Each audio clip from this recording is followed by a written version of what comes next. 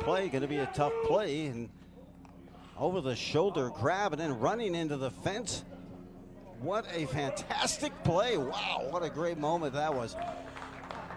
An outstanding play for Andover to end the inning. We are at the end of one complete. 4-2 Andover for Champlin Park.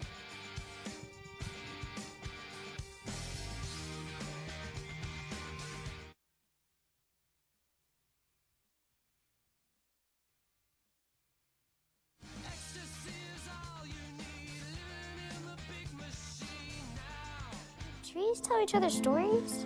I'm sorry. I'm afraid I don't know that. Hey, why don't we go find out? Listen.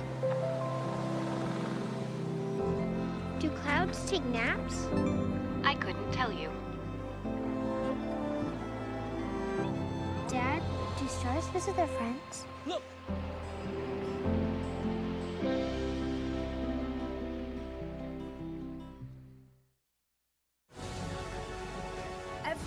Every day, millions of people are connecting. and even though we're overcoming obstacles, watching each other's backs, And banding together. we should still make an effort. We should still make an effort. to get to know each other, on a deeper level. Father, cosplayer, Mentor. Actor. it's time we take a step forward it's time we take a step forward. Come together. and discover How accepting our differences can make us stronger.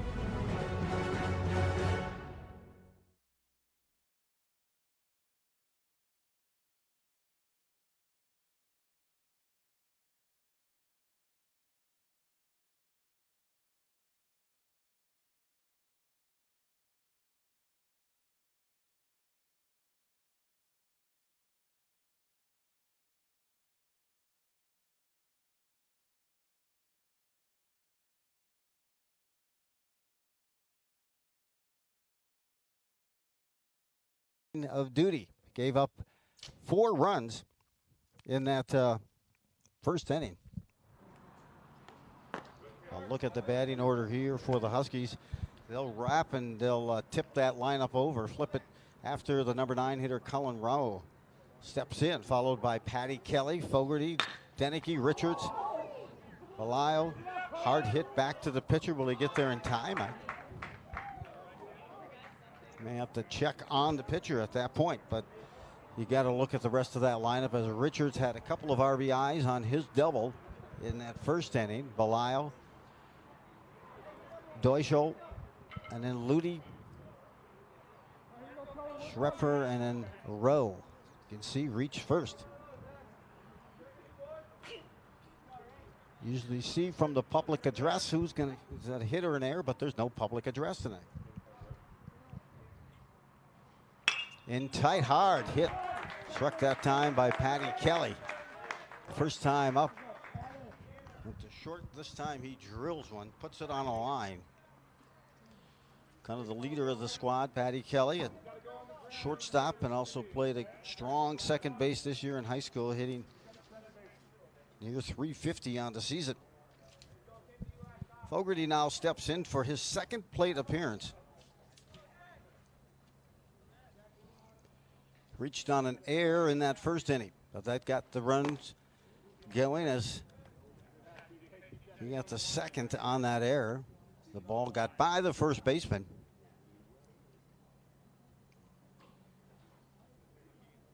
And we sat here. Runners at first and second. Pitches inside.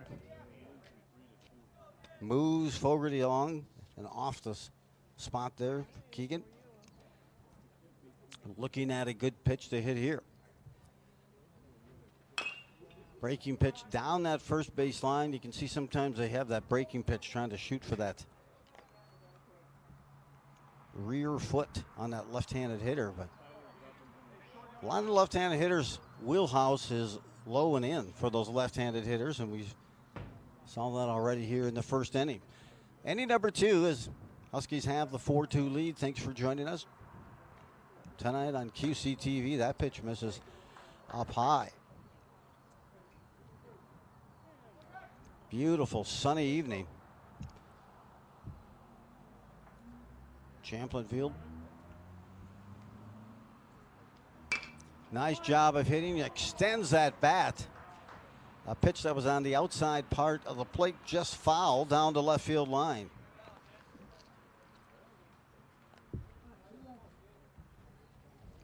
So reset, it'll be a full count. Runners at first and second.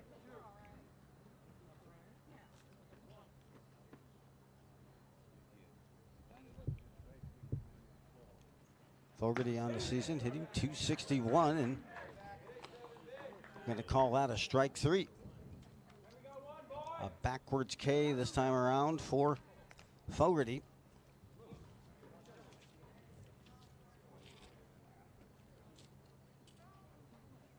I believe the first strikeout of the game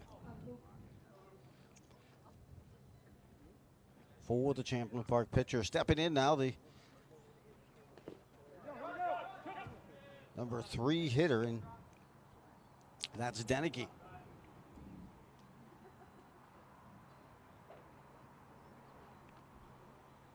Last time Deneke was up, he put one right up the middle to the pitcher. That was a fielder's choice, and they couldn't get Keegan Fogarty, who was caught in a rundown. This one's hits the short. They get Kelly for one over the first, not in time, but a nice scoop. Confidently done at first for the Rebels, as came up with a beautiful scoop and almost turned and flipped that double play. A two-hopper to short. Lost the ball momentarily and then over the first to flip that double play. Good effort. It's Trombley there. Catcher had good job of marking that pitch and squaring it up. So it brings us to the number 4 hitter, Richards, who collected a couple of RBIs. His last at bat with a double, but they have runners at first and third, do the Huskies, and they have a chance to extend this 4-2 lead. 2 outs, top half of the second.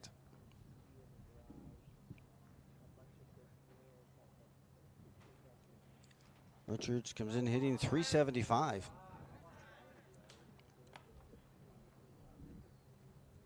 .32 at bats, 41 plate appearances.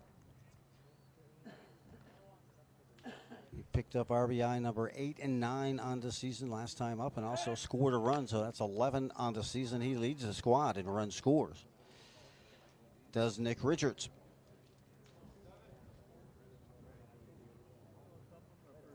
Trying to keep that runner close at first here, first and third. Is Champlin Park. Runner is off. Runner at third, high and inside. That time almost got a piece of Richards, as he was so concerned about the runner at first. It looked like he kind of lost his focus. That was Deneke at first. Puts runners at second and third, so a base hit, and Richards can pick up a couple of more RBIs. Great pick and pitch there. That time he came inside and missed on a fastball last pitch previous to this one, and then threw a hook that had Richards a bit off guard. Top half of the second, Huskies up by 2. Runners at second and third, and Richards takes a ball inside.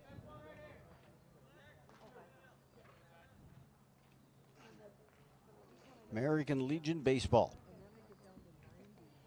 A gorgeous Wednesday night, and that breaking pitch is nowhere close. Zahalka in that first inning really kind of had some wild pitches, and that scored a couple of runs. It's the runners at third for Andover, and it came across on those. That'll bring to plate for the Huskies and number 5, Caden Belisle. Belisle comes in and again hitting .290.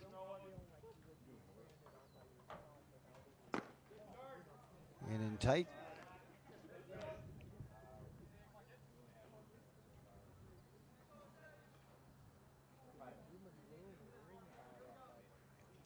Runners at juiced right now for the Huskies. Bases loaded.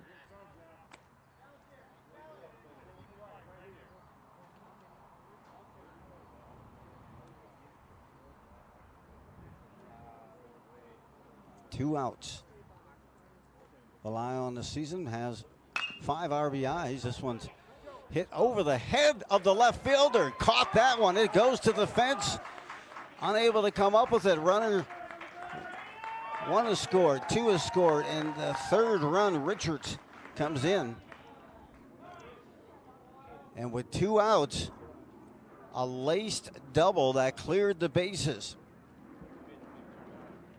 for the Huskies, and a well-placed ball by Caden Belisle, who actually picks up his RBIs now to 13 on the season. 12 on the season, with the most recent 3. Huskies now back up top, 7-2. Largest lead of the game here for the Huskies. Stepping in is Jacob Deutschel.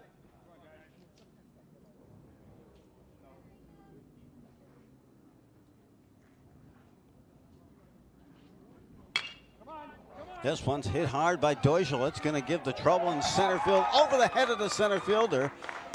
Belisle will score, and Deutschel, who laced that one, wow, all the way to center field and beyond the center fielder's reach.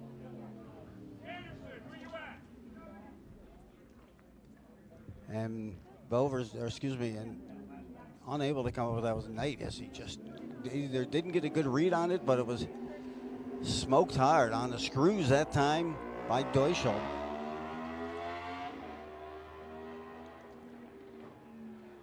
With 2 outs, another run in, we're at an 8-2 lead now, as I think they're going to make a pitching change, because already seen Oakley already take the ball from the starting pitcher.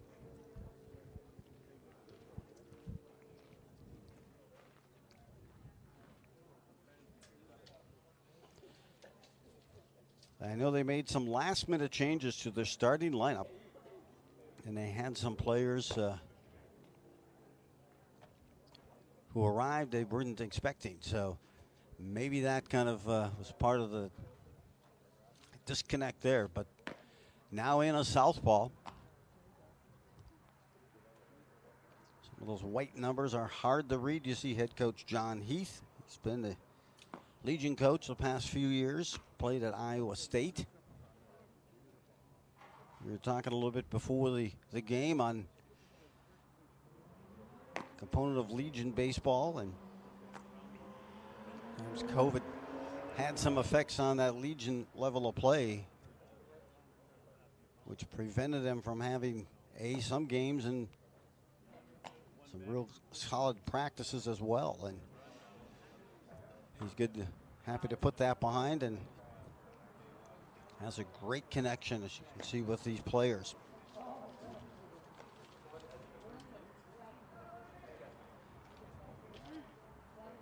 Considers them a young team this summer. Over half of the rosters that makes them up have had no varsity experience.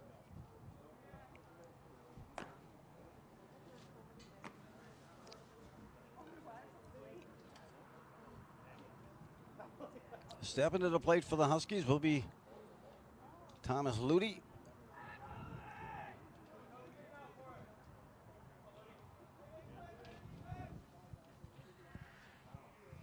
Ludy down in that first inning, hitting .214.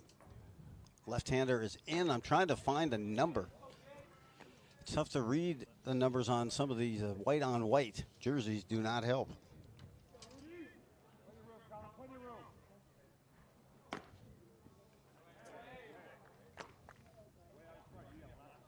So Bovers apparently was in left field and now moves in as the starting pitcher, the pitcher here with 2 outs. Top half of the second. This one's lifted by Ludy to the left side. I think I could fit one more L in there. Well, hi, Joe. How are you? Pete, thanks for joining us. Pete Hayes just jumped into the booth, and They started a little early on me here. I thought it was 7 o'clock, but I'm here. Field's looking great. Yeah, they started right at 6. It was scheduled for 6:15. And, Oh, wow. They got things going a little earlier at 6. Even Well, I even assumed earlier a than the 7. projected. But that's all right.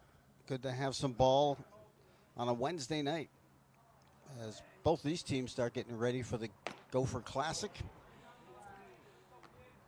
You had a chance to see Andover play at Anoka last night. 8-1 win for Andover. Very dominating performance. Cullen Anderson on the mound looked real good. So nice looking squad over at Andover. Strike 3 caught looking. That's the second Andover hitter this inning that's been caught looking. But Huskies are retired in the top half of the second, but not before they do some more damage and put up another crooked number. Another 4. 2 innings back to back with 4 runs and an 8-2 lead here for Andover as Champlin Park will head back, taking a look at the North Hennepin League standings. And it's good to know because these standings are tough to find. St. Michael Blue is up leading with 7-0. Meanwhile, Andover at 5-1. Rogers at 5-3. Elk River 4-2. Mark Osseo 5-5. Coon Rapids the same as Champlin Park, 4-4. And then Spring Lake Park 3-3 in Anoka. And Blaine at 4-6. And you see the rest of the opponents there. Brooklyn Park 1-6 and Lino Lakes 0-5. As these Legion posts are made up different than what you typically see in high school ball. And that's why you see some different names with each of these teams. Or I know Blaine would always go with Ham Lake. That approach with their Legion post and all of those things. So it's good to have it. But yeah, it's wrapping. And the one thing about Legion, Paul, is you do get a lot of games in a short amount of time. But they're going to get some great ball. This Gopher Classic, and I know Anoka is hosting this Gopher Classic. They have some fantastic talent coming to that bracket. Yeah, you get Rapid City and teams from North Dakota, South Dakota, Iowa. Yeah, it's a great tournament, but you have to have a lot of pitching to get through it. That's for sure. You know, in Andover playing 2 nights here in a row, so hopefully they have some depth, and I know they do have a lot of depth at the pitching position. Stepping in now is number 18 and Theraldson, shortstop. So we had gotten a lineup from head coach Oakley before, but he gave us a different lineup card with some changes. There's a base hit to left field. Nice laser promptly placed to left field, and Champlin Park has their leadoff runner on here in the top half of the second, or excuse me, bottom half of the second. You know, it's hard to see the numbers on the uniforms, but I like them. I like the all white with the blue helmet. So Jack Loven steps in here, his brother Max. And I believe Max is playing at the University of North Dakota. Might be in his last season there. yeah, I remember him as a player at Champlin Park. Good player, that's for sure. Had some great outings on that mound.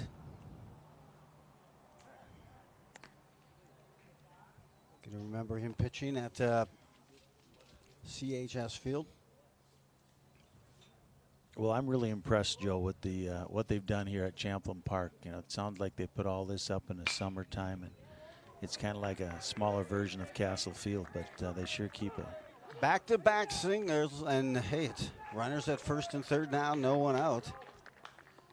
Saying they sure keep the infield and outfield nice in the home plate area, pitching mound, so they do a great job over here at Champlin.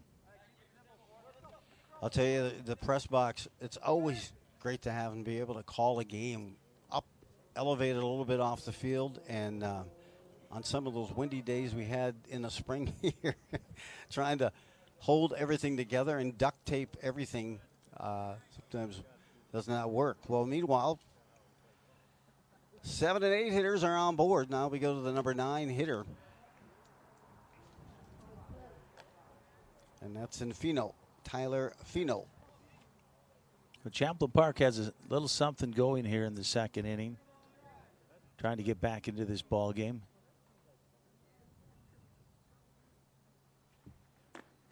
Pitch there looked like could have been, but of course you get the angle from up here too, watching those hitters, and you could tell Finau was maybe fooled a bit on that one with that front foot heading towards third base. Runners at first and third for the Rebels. They're down by 6. Deutschel not about to give them a fastball dead red if they're sitting there. That time he came inside to challenge the hands. Yeah, Deutschel with that big sweeping curveball, kind of like Anderson had last night. Anderson's curveball would start at the shoulder and come right across the plate, and then he had a really good fastball going for himself too.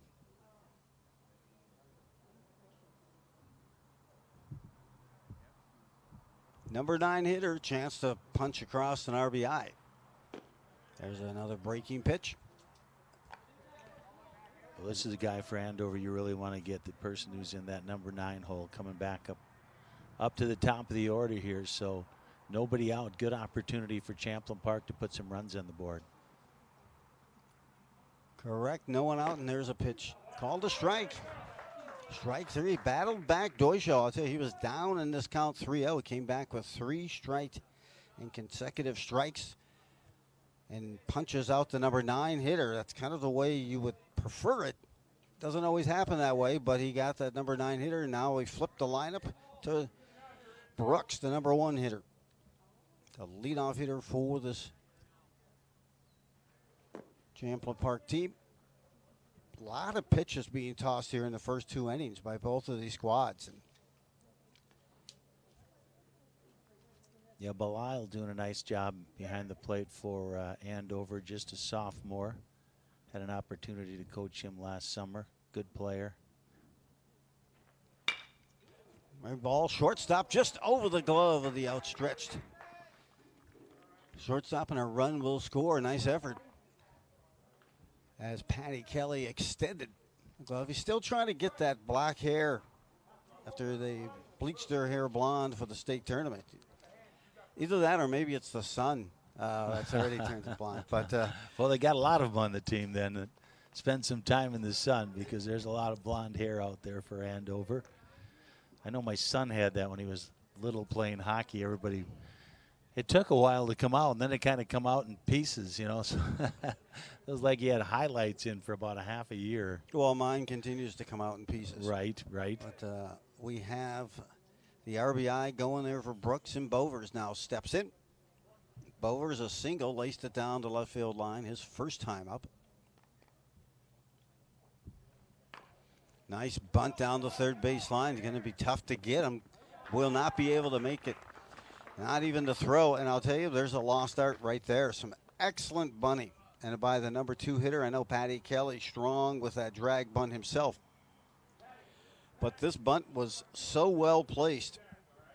It was like an approach shot coming on the green. And not the backspin, but that ball died in the grass. And Deutschel couldn't do anything with it. It was just so well placed. Good location. So bases juiced here for the Rebels. Just 1 out. Number 2 hitter steps in. Excuse me, number 3 hitter, Kaluza. You know, you talk about bunting. We do a lot of that at Anoka. Practice it all the time. And a lot of teams just go into the cage and they swing, you know. And when Dad takes you to the park, it's the same thing. Everybody's swinging. Kaluza lifts this one foul. And, you know, I always find that hitting and putting a couple of bunts down kind of helps get that brain working of watching that ball off the bat. Well, especially if you have speed. Yes. And you're left-handed hitter, that helps too. Oh, absolutely. That's such a batteries included value. So here's a pitch off the outside part of the plate.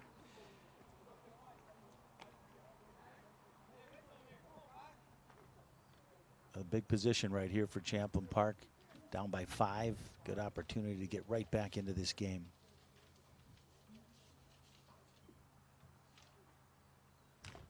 Ooh, foul tip. He was really coming off the ball that time.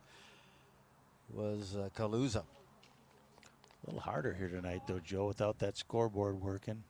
I'm relying on you. I know. We've got to stay tight and sharp. Deutschel saw most of his time at third for the high school team, getting a plethora of innings early here on the Legion season. He's a bulldog on the hill, says Coach Hill. Coach Heath, you throw 3 pitches for strikes in any situation. And we've seen that already. So bases juiced here for the Rebels. Just the one out. Kaluza looks and gets a breaking pitch and just off the mark. Yeah, he's not throwing a whole lot of fastballs. Changeup looks like, and a curveball. But he doesn't throw that fastball too much. This one's laced in the right field on the run. Not going to get there. And will head to the fence. 1 run in, 2 run in, and the runners will be at second and third on the double by Kaluza. He finally got the fastball I think he was waiting on and laced it to right field. So 2 RBIs for Kaluza in Champlin Park. Keeps digging in. Yeah, that's not an overpowering fastball, and he was sitting on it just like you said, Joe. Laced it into right field. All of a sudden, we're at 8-5. You know, I might have showed up late, but looks like it might be here longer than it was last night. That game went pretty quick. Anderson had a no-hitter going into the bottom of the 6th inning. So wow, he was pretty impressive, that's for sure. Well, you know, I was talking with head coach John Heath before the game. I was just kind of talking about where Legion is today, where it was, you know, in the past. And you get your series of clubs teams going as well, or, you know, players, you know, in organizations want a different type of environment. But I love the Legion environment and played it in high school and went to the state tourney up in Ely one year for the state tournament there. But just a lot of tradition, and I'll tell you, it was a high-level ball because ours was not only just a high school team, but a community team from teams from Morgan, Fairfax, and those players to form the one. So we had some solid pitching and got in, but you got a chance here to expand on that in a moment here, Pete. But the runners at second and third, and chance here for another lefty in Knight, who picked up a double. His first time up. Excuse me, a triple. Yeah, Justin Knight with good speed. He plays center field for Champlin Park. Another one of those left-handed hitters for Champlin.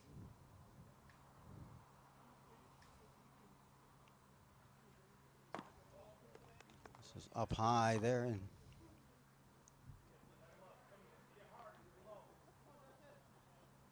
I'm just, like I said, I'm so impressed with the field and the condition that it's in. A big opportunity right here for Champlin Park to cut this to 1. Called strike on the left-handed hitter, Knight.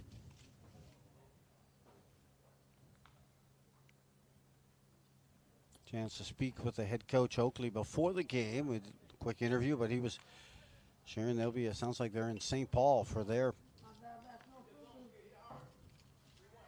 Gopher Classic site. 92 teams come to visit. Well, they play them all at great ballparks here in the metro area. Delivery here by Deutschel. Did miss by much, of course. From behind, that looked good. I couldn't tell if it was low. So we have the bases juiced one more time for the Rebels. The number 4 hitter advances on the walk. 2 for 2 as Knight is reaching on a walk, and then again the extra base hit in the first. Tremblay steps in now. You know, I was talking to Steve Thompson last night, and he has a nephew played at Rapid City, and he said that they just love coming down to the cities to play in that Gopher Classic. They think it is the greatest. They come down for 5 days, and it's the best, and they really bring a nice team with them when they come down here.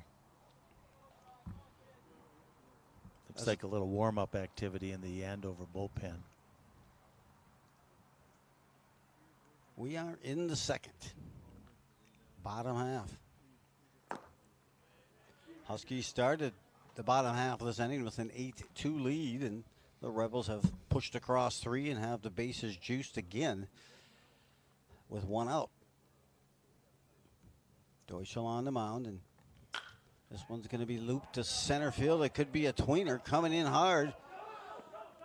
Unable to pick that up, as probably didn't get the jump he wanted either. It was Fogarty. It was a big swing and off the handle, and it jumped in front of him like an approach shot and a base hit. Everyone kind of had to stay put and wait long enough. As you can see, a full swing. But if you're looking from center field, it's tough to get a read on it immediately, and I don't know that anyone could have gotten that ball unless you were playing 20 yards off the grass in center field. So a run in there, RBI for Tremblay, and Saluka steps in. You know, they were playing him a little deeper, their number 4 hitter for Champlin, so they gave him a few steps, and those few steps were the difference in that ball dropping in.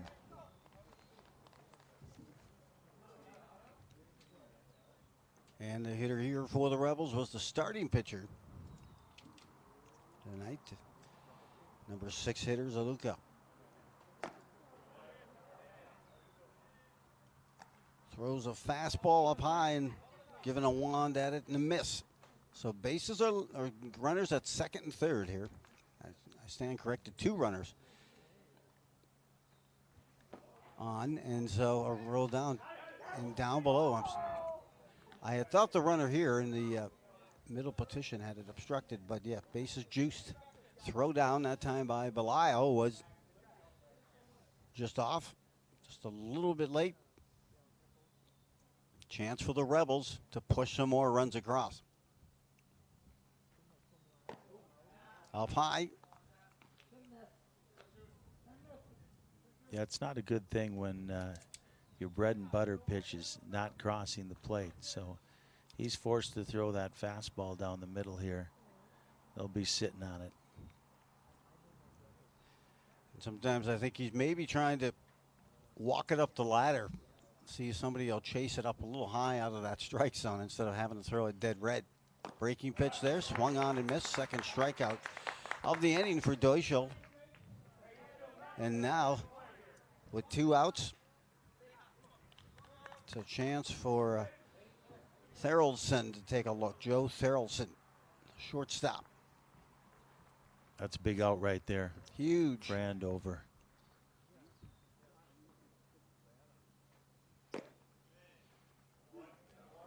Good pitch, just off the plate.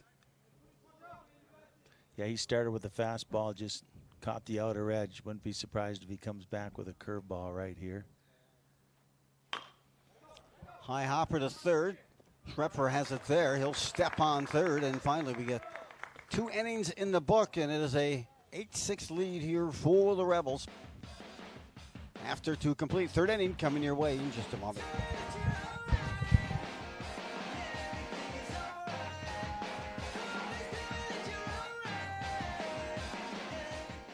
I'm Jenny Garth, and as a mother of 3, I know kids worry about a lot of things.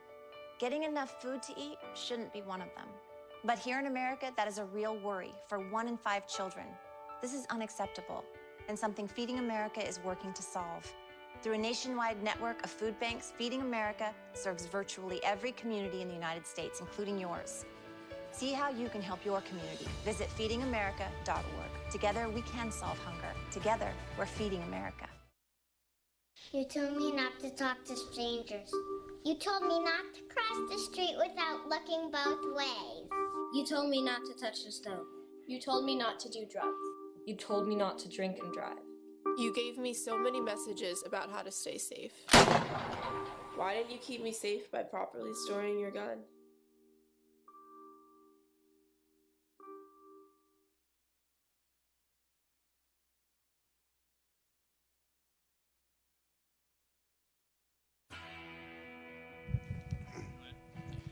Welcome back. Joe Rulon along with Pete Hayes. We're at top half of the third. Legion baseball on a Wednesday night, QCTV. Beautiful sunny evening from Champlin Park, and it is the Rebels who have a 2-run deficit, 8-6, as they go to the top half of the third.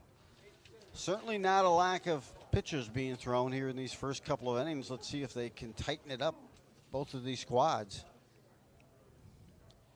as the Huskies will send a number 8 hitter to the plate. And that's Bryce Schrepfer.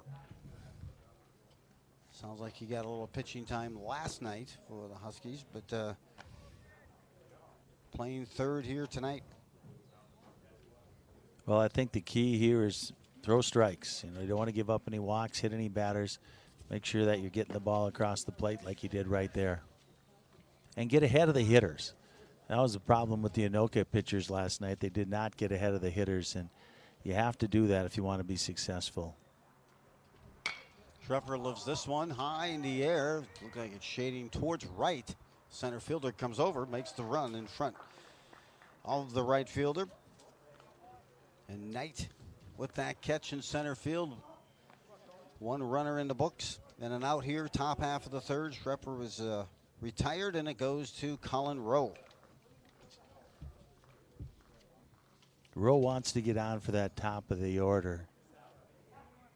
Patty Kelly on deck. Good hitter for Champlin Park. Good bunter, like you said earlier. So I'd like to get Rowe on and let Kelly do his thing.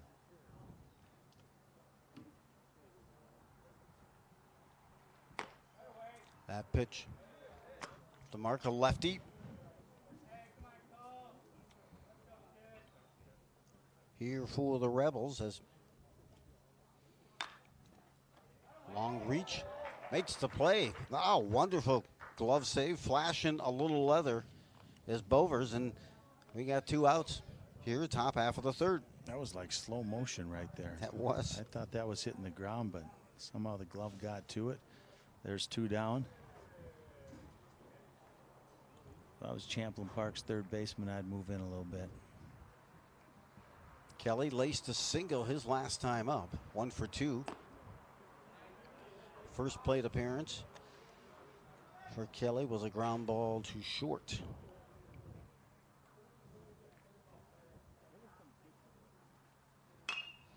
Kelly came in and scored. He lifts this one to short and under it. So Wisconsin inning. You get in, you get out. 3 up, 3 down.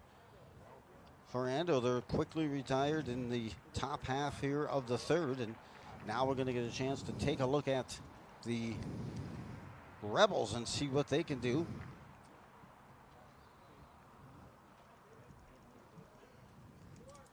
It's 81 degrees. Beautiful, and the wind very light, about 6 mph. Humidity, it's all right. I'm taking it. I'm going to tell you, I'm taking that weather anytime. Well, I'll tell you, yesterday it was so humid in the middle of the afternoon. I was coaching a doubleheader, and then announced at night, and the wind came, and the sun went behind the clouds, and you almost needed long sleeves. It was absolutely beautiful, and expecting the same thing here tonight as the sun starts to go down a little bit. Into California town. Got a new pitcher. New pitcher for Andover. See if we can round him up here. Looks like Kyle Sanders is in pitching for Andover. Tall right-hander. And we did a little bit of pitching for their varsity this spring. Certainly did at that. Sanders comes in. Get a look at his line on the stats of. Is that Sanders?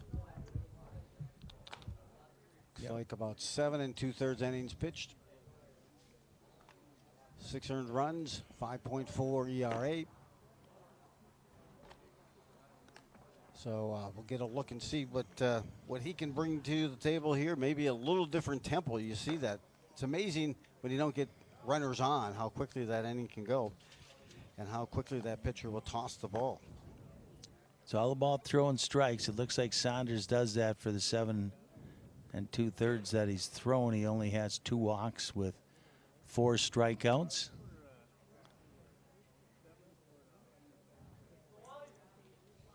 So we'll see if he can get ahead of the hitters. It's Champlin coming to the plate.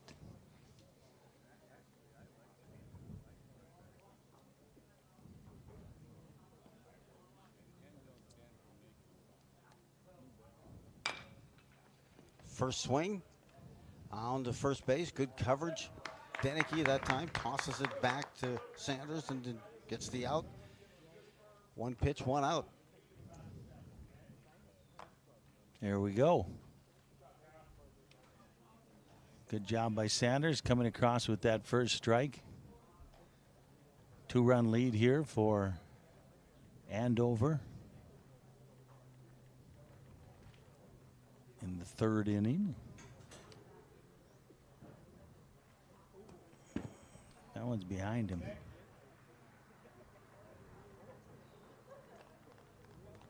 I think he tried to throw a curveball there and kind of got away from him, about 3 or 4 feet behind his back.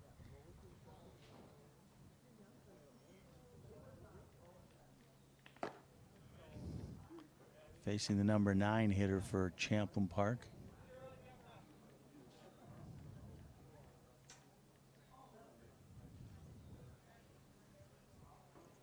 Both teams trying to reciprocate a quick inning. This pitch. Just there, and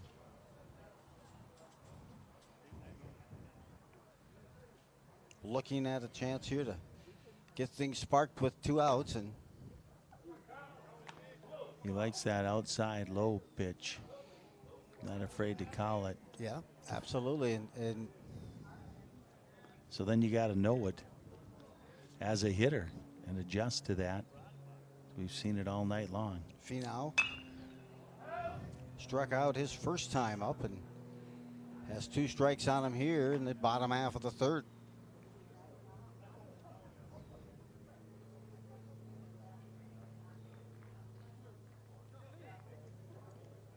Trying to get things started here for Champlin Park.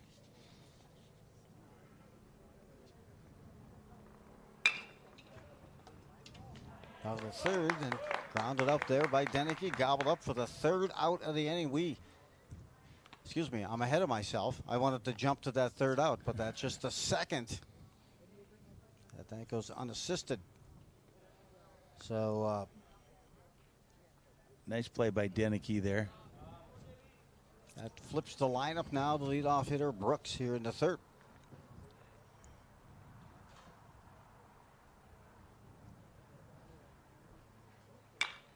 This is lifted high to right field. Scooting back out. Wind kind of blows it that way, and lunging at it and making the play in right field is Ludi, and that will retire Champlin Park. Quick inning here, 3rd inning. We are still with the Huskies.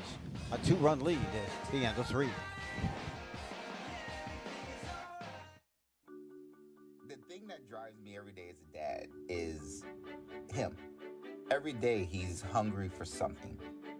And there's this huge responsibility in making sure that he's a good person. I think the advice I would give is you don't need to know all the answers. It's okay to make mistakes. As long as it's coming from love, then it kind of starts to work itself out.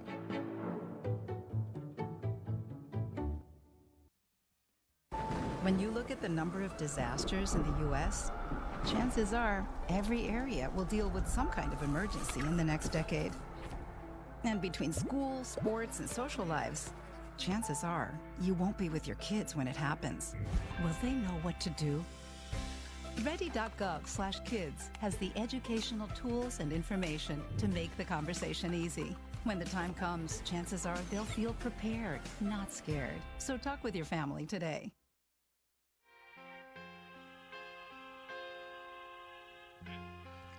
Welcome back here to the top half of the 4th.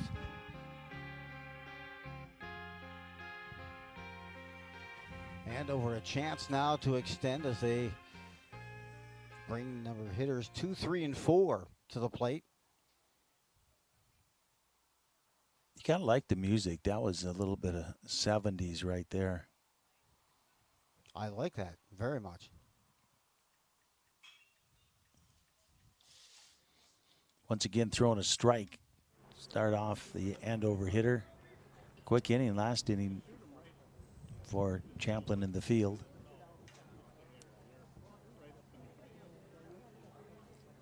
The lefty can come in and stymie. There's a heater that comes in under the elbows of Fogarty.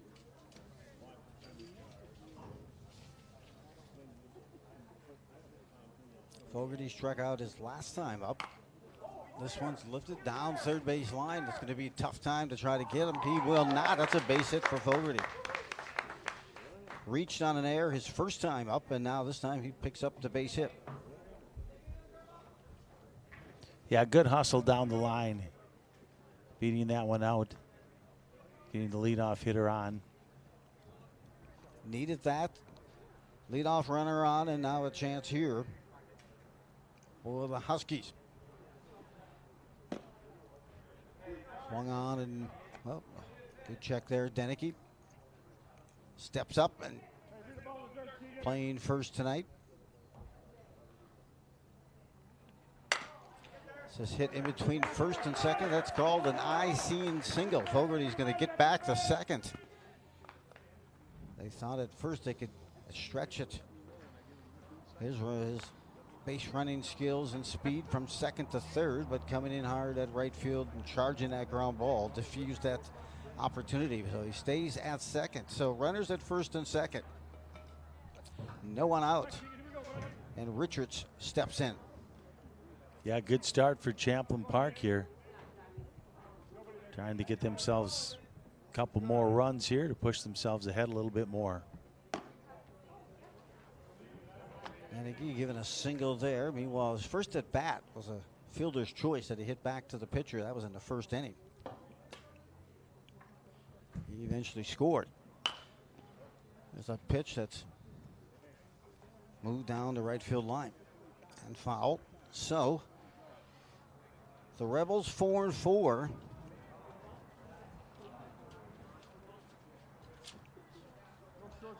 Try to stymie this inning and they need to try to shut down Andover so they can create some more offense. But thus far here in the fourth, Andover has taken advantage. Some opportunities. Their first two hitters. Richards, a couple of RBIs. This one's lifted. Yeah, Andover, a young team. Not a lot of experience, just a couple of seniors on this team. The rest are underclassmen. You know, Andover is trying to build that hitting core. I know they have all their pitching back next year, but they lose all their hitters, so this is a great experience for them. Nice block that time by the catcher Trombley, but it got a little too far away from him, and that allows the base runners to advance to second and third now with no one out.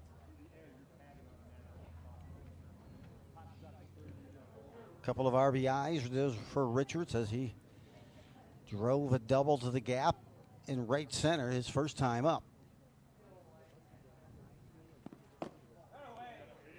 The lefty Bovers doesn't get that call, and they'll bring it back again. So second and third, a chance here for Andover. Swinging over top, good breaking pitch that time. He put it exactly where you couldn't extend your arms on that swing, and it went to the rear foot of the hitter, and he swung over top. Yeah, I guess I'm a little surprised Champlin has their infield back. I don't know if I'd want to be giving up a run here in the fourth inning. Belial last time up. Timely hit. He gets another chance here. Second and third, one out.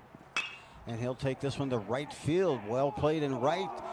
Makes the catch and the throw coming home. And oh my, I think he got him. Oh no, he says it's safe. Oh, right man. There.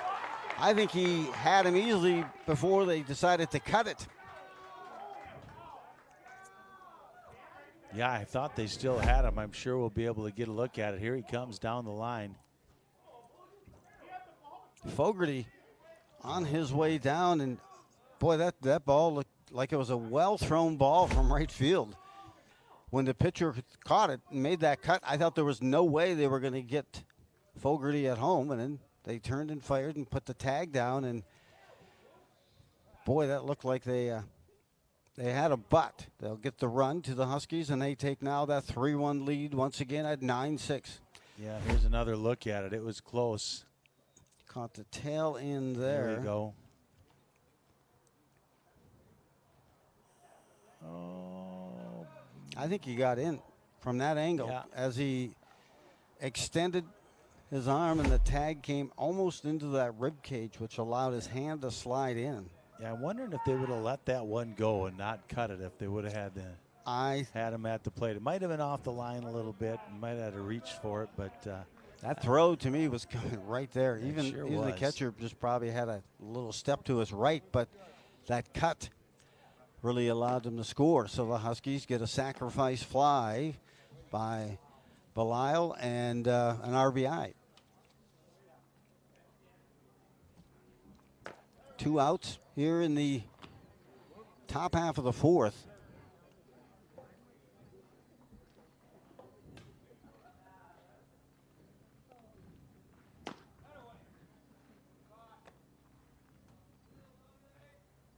good opportunity for Andover to try to pick up one more. Jacob, yep, chance to kind of push it across. New hitter this time around as Deutschel takes a seat. I guess I'm not quite sure why the Andover runner is still on second base with that throw all the way to the plate. But that's where he's at. Kyle Sanders stepping in to hit as well for Deutschel since he replaced him directly. So Sanders, not a chance to hit much in high school, and he's had just 10 plate appearances this season, hitting 300, 3 for 10. Excuse me, 3 for 9. One of those plate appearances of 10 was a walk.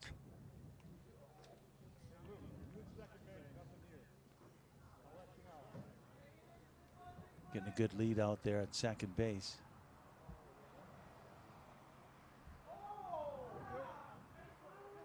Deneke dives his way back in, and no throw made at second.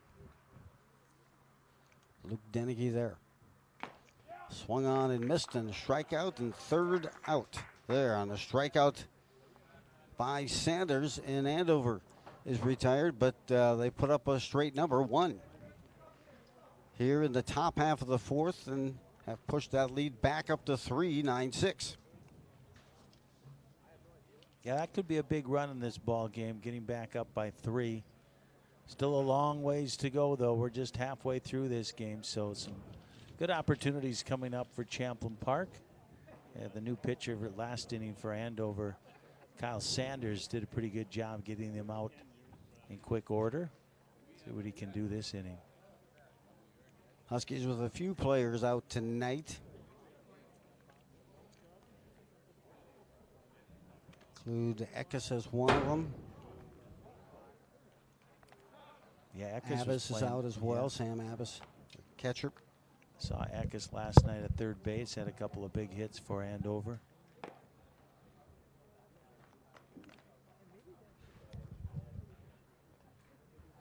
little bit of sun out on that left side of the infield. The shortstop, third baseman, left fielder. Gonna have to wear the sunglasses out there. So anything hit hard that way is going to be a little more difficult than usual. Sanders taking the last couple of warm-up tosses. I mentioned we've got the hit it. By the way, I know we had mentioned it, but Patty Kelly looks like he'll be selected to represent Andover in the Legion Prospects All-Star Classic this summer. Congratulations to him for that achievement.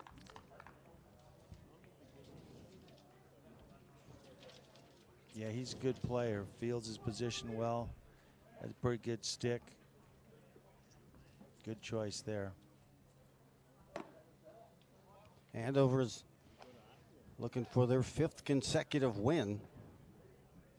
They lost to Elk River 8-0 on the 22nd, and then lost to St. Michael Gold they beat St. Michael Gold 12-4. This one's lifted high in the air, and that's Bovers. And it may drop. I think they may have lost it in the sun in left field. Yeah, he didn't get a real good jump on that ball out in left field like I was talking about. I think that sun played a part on that one. So for Bovers, he picks up another hit. He's 3 for 3 on the night. Here in the 4th inning, drops one in, a high fly ball to left field. That'll bring up Kaluza. In tight on that pitch. Bovers has scored both times he's reached base. Well, he's sitting out there again. Pretty good speed. 9-6 game. You could see him going, that's for sure. Not getting much of a lead over there at first base. Throw over. Dennehy has it. No tag. So looking for their 6th consecutive win. St. Michael is who Andover defeated 12-4 on the 24th. Runners heading to second on the steal, and Bovers is there as it bounces off the back of his jersey. Then that's Osseo. They defeated Osseo by a score 7-3 on the 28th. Blaine, they beat 11-6 on the 29th. Maple Grove, an impressive 1-0 win in 8 innings over Maple Grove on the 30th. Recently, that win over Anoka, 8-1.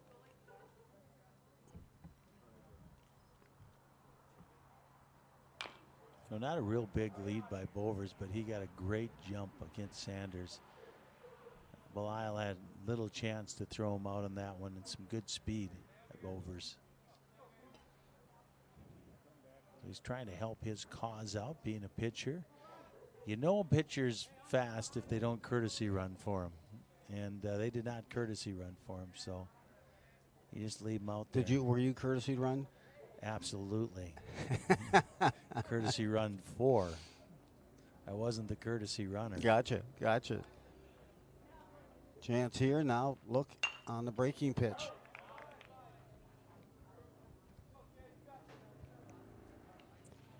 He's alive now. Look out for that strikeout pitch. Right when you get here, you want to be able to see maybe a little extra velo, a little conviction, and a little spice to that fastball. Let's see with Sanders, who's in his 2nd inning here. See how he can close his hitter out. And that's a good closeout there. Right there. Dot at the eye, outside part of the plate. As a hitter right there, you need to be swinging. You have to protect that plate. That one looked like it was right down Main Street. Kaluza is retired on that strikeout. That's the 2nd consecutive time as well. He's had some hitters going down catching. So we have 1 out now for the Rebels. Bottom of the 4th, they trail by 3. We have Knight coming to hit. He reached on a walk his last time up. Extra base hit in that 1st inning.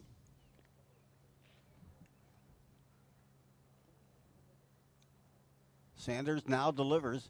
Comes a low release on that fastball. Looked like he dropped that elbow, and that fastball ends up well high for a ball.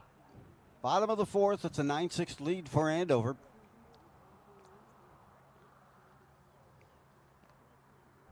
One out. Backdoor breaking ball that time. Converts for Sanders. Want to get that run back that they gave up last inning. Keep this thing close going into the latter innings.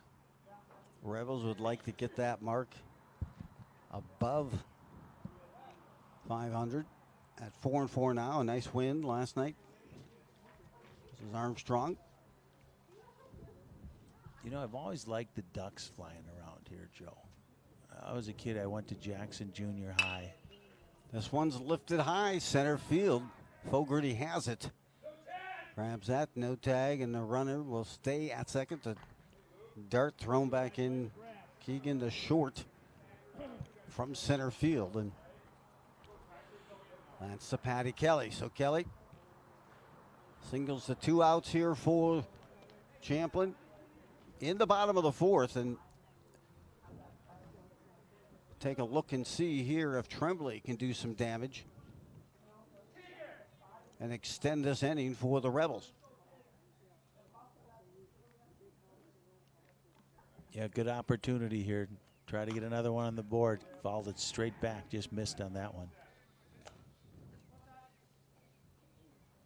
As I was saying, the ducks fly here. There's a few ponds back there. Yeah. And they'll start moving around here as the night goes on. Pickoff attempt there by Sanders. Second base was way behind the bag when that throw was made. It went off the glove of the second baseman, and the runner advanced to third. I'm not sure that time that Rowe thought he was actually going to throw the ball to second or on that pickoff attempt. So the runner advances to third, 2 outs here, and a chance again here for the Rebels. Breaking pitch into dirt. Yeah, good stop there by Belial.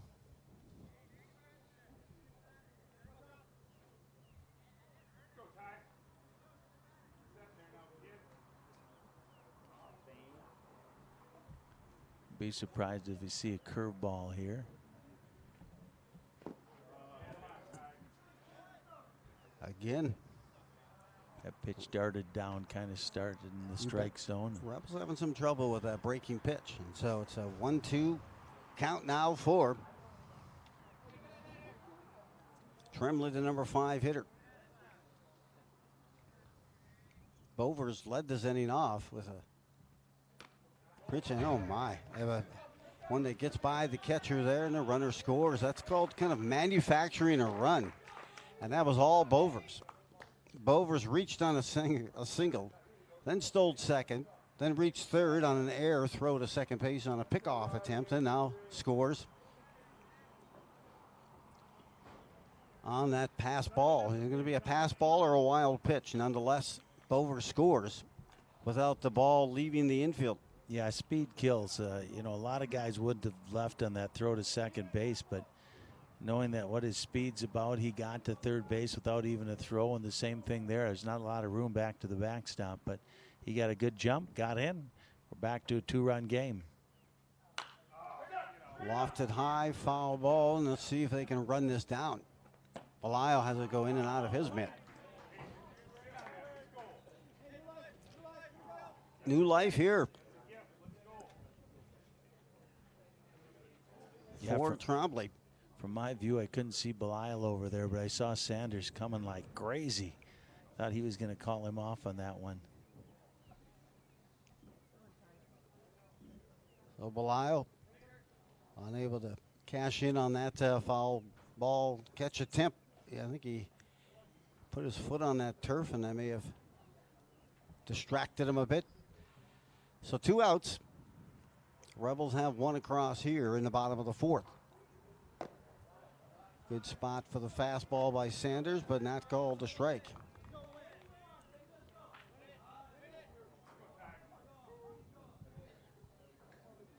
Champlin looking to get something going here with 2 outs in the 4th. Still down by a couple of runs.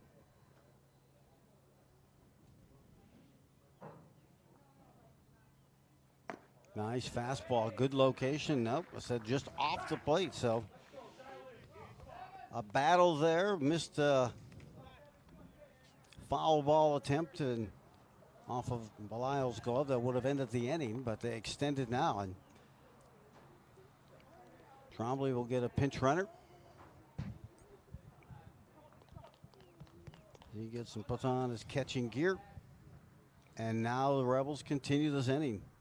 You know, the worst thing, Joe, about dropping that pop, he's got to throw a lot more pitches. Absolutely, everything is breaking pitch there. Is all the ball.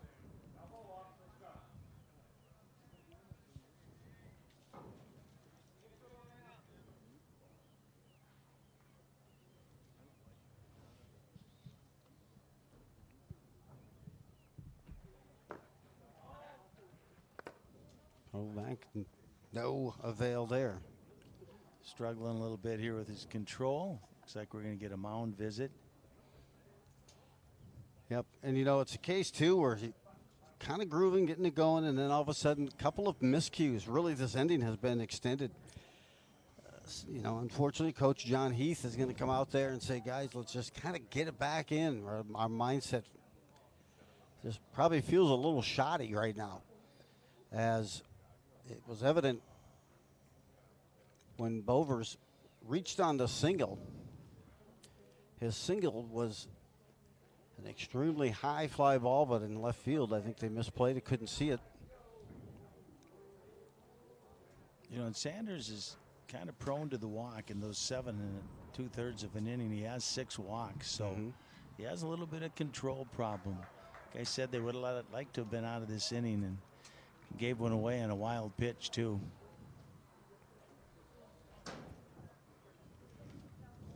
So Zalko steps in. Zahalka, starting pitcher. I'm sure Coach Heath is like, hey, come on, let's focus on that hitter. Don't be too distracted by that base runner.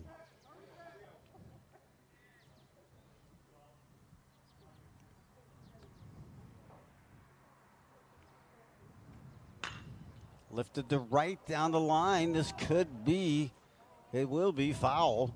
That was a long run. Yeah, that ball carried right there. A little further than I thought, just out of the reach of the right fielder. So new life for the Champlin Park hitter. Long run and right. I think I need a Sherpa to get myself back into that field, get a little water. Maybe hire a Sherpa to track that ball for me next time and run it down. So we've got a chance here for the Rebels to extend it again here in the bottom of the 4th. Huskies had a few misplays here this inning, which has allowed Bovers to score. There's a pickoff attempt that I think got more the runner than the glove of Deneke at first.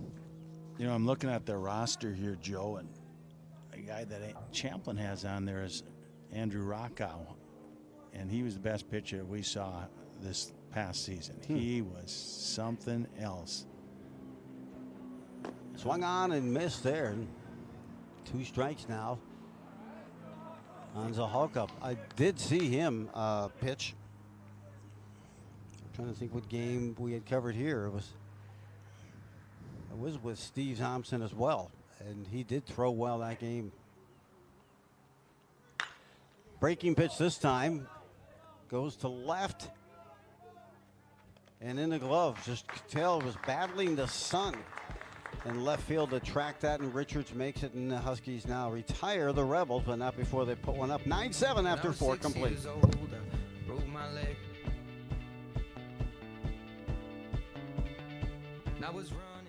Jordan knows he shouldn't eat this entire bowl of nachos, but tonight he's earned that right, because a few hours ago in the middle of happy hour, he recognized a sign, not from the gods or a bolt of lightning, but from a double heart, a kissy face, and a 4th ha in ha ha ha.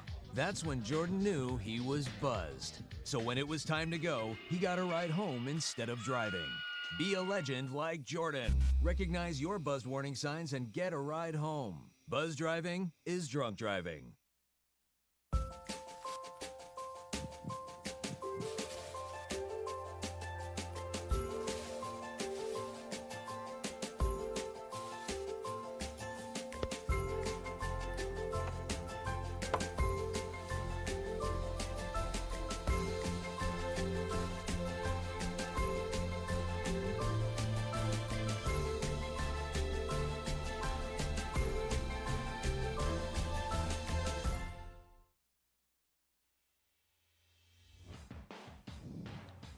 Well, you know what? Hey. Everybody duck. We're going to the pond, and there are the Ducks. They're trendy now. Pete had been talking about them, and now the Champlin set Ducks. here in the Maybe 5th. that's what we should call them instead of the Rebels. I don't think they'd like that. But Andover and the Rebels here for Legion ball. Hey, it's a good shot. How the heck did they get that? How did you guys? I got to ask them. Oh, see, Taylor in the truck said those were Brooklyn Park ducks, and they're extremely offended. I see one of them just got up and left. He was that offended. Yeah, packed a bag. Isn't that what the duck said when he went to the store? Go he ahead. Didn't have any money. Put it on my bill. Boom. That a boy. Was Joe. going to buy chapstick, and what did he say? It's dad humor, right? I don't have any money, but put it on my bill. Boom. So I promise not to pull that one out. It's on my mental hard drive. I liked it. Well, Andover's going to try to get that run back. It's been a couple of quick innings here for the Rebels, and on the mound is Bovers. Bovers has kind of produced his own runs. He has scored 3 runs of his own. And the last time he just kind of went base to base to base and advanced on errors and a pass ball to score from first. After he led off that inning with a single to left. 9-7 lead here as Andover gets their run going. And this at bat here in the 5th. You got to throw strikes, getting behind the hitter.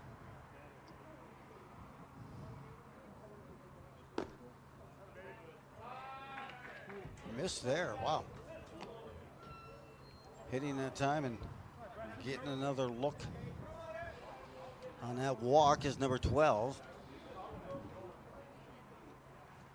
It was Kirshner, so Kirshner will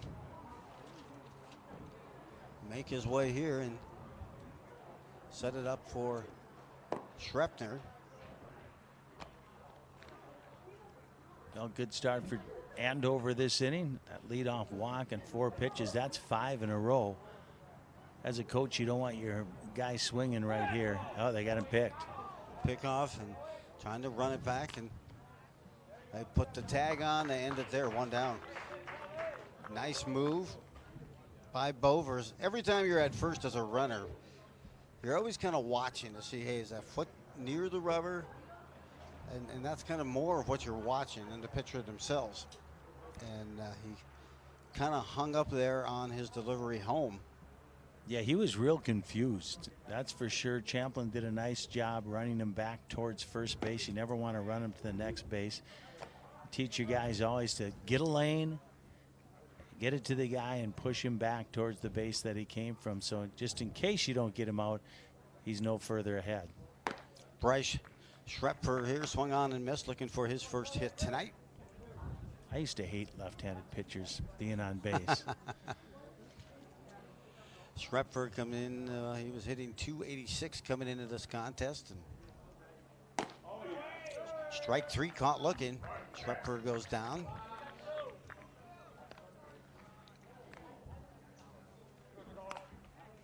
Bryce over 3 on the night, but we'll take a look here now at the number 9 hitter in Rowe. Playing second base, Cullen Rowe. Came into this game hitting .250 and a on-base percentage of .375. Yeah, you'll take that out of your number 9 hitter every day. Bovers, I was just going to say, was operating with a little bit more accuracy and then skipped that breaking pitch. Well, that pickoff sure made a difference in the inning. Doesn't it? It's just like kicks the chair out when you're on base or you're the team offensively trying to produce some runs, and those pickoffs can really kick the chair out from underneath you. 2 outs now here in a 5th inning. If you came and thought this game would start at 7, well, so did Pete Hayes. Yeah. And was scheduled on the schedule for 6:15. They actually started at about 6:07. That's what I noticed. Breaking pitch there, outside part of the plate, no good. Yeah, he's kind of losing that pitch. The last 2 weren't anywhere close. So as a hitter right now, you're sitting on that fastball because I think he's trying to throw a breaking ball right there. You always have to have a plan when you're up at the plate. What do I want? Where do I want it, especially when I'm ahead? Swung on, missed there. Good location on the fastball. It was a 3-1 count. Kind of nibbled at the outside part of the plate, did Bovers that time. So, full count. Fouled straight back. They'll tee it up again here. The 2 outs, top half of the 5th, and a 2-run lead. 9-7 here for Andover.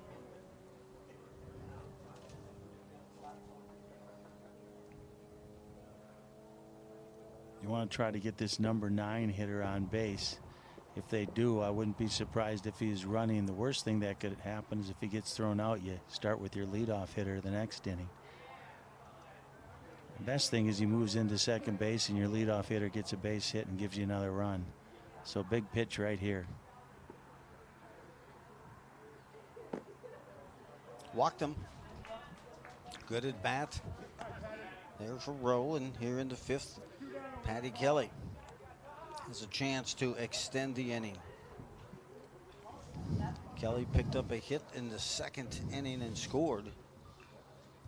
1 for 3 for the leadoff hitter, who hit around 340, I believe, in high school. This season there's a drag bunt attempt and foul. And I say, I like the attempt, like I thought. Anytime I'd coach, I'd say, hey, if you're the third baseman, you get a left-handed hitter up, get on the grass. Because, hey, Absolutely. You could, especially a leadoff hitter with speed.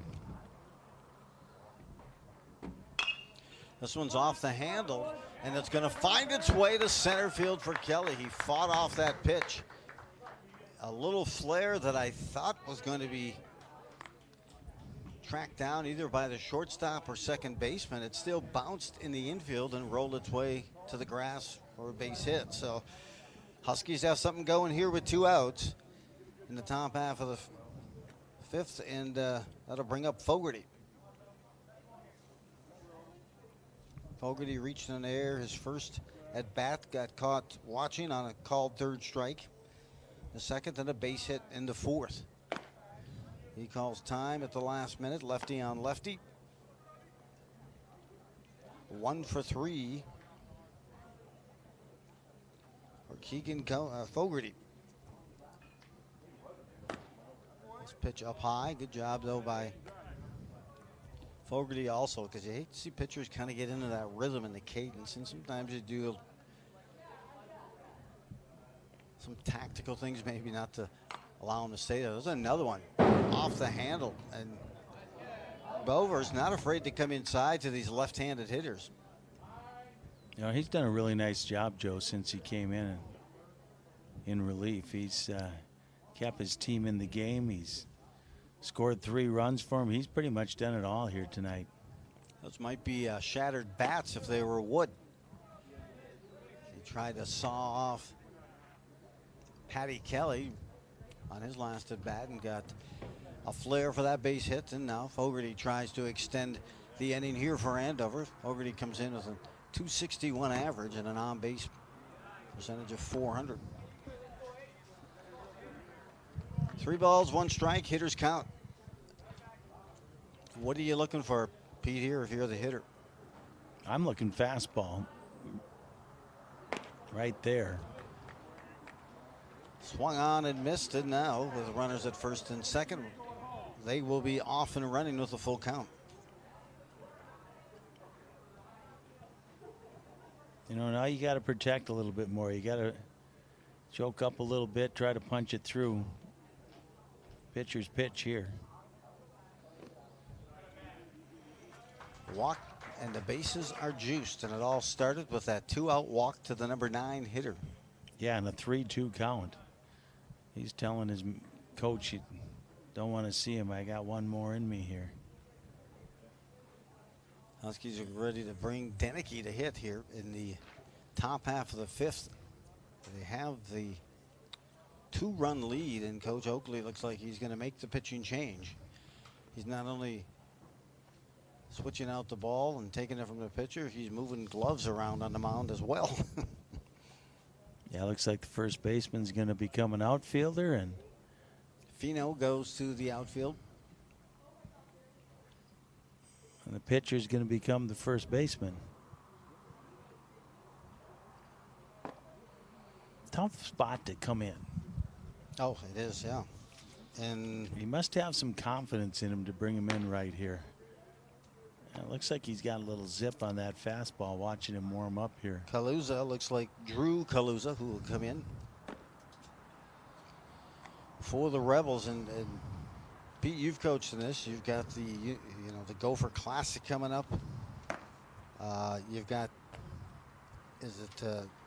pitch count restrictions and things like that as well. Yeah, absolutely. You're totally thinking about that. Yeah, you want to win the game. It's what's more important to you.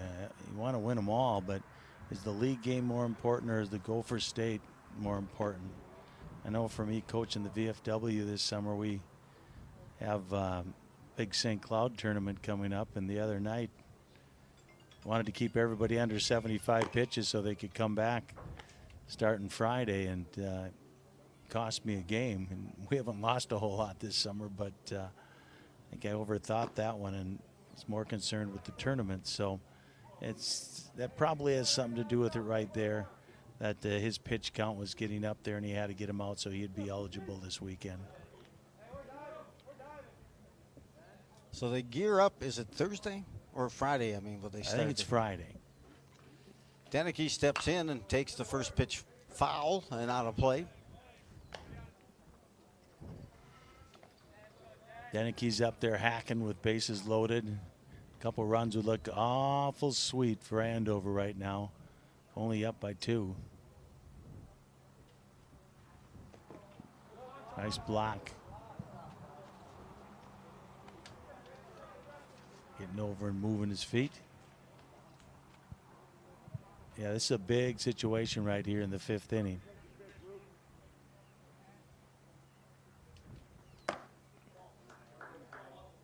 Thanks a look there, and he'll get a look. Once again, hitters count at 2-1. Evens it up at 2-2. Deneke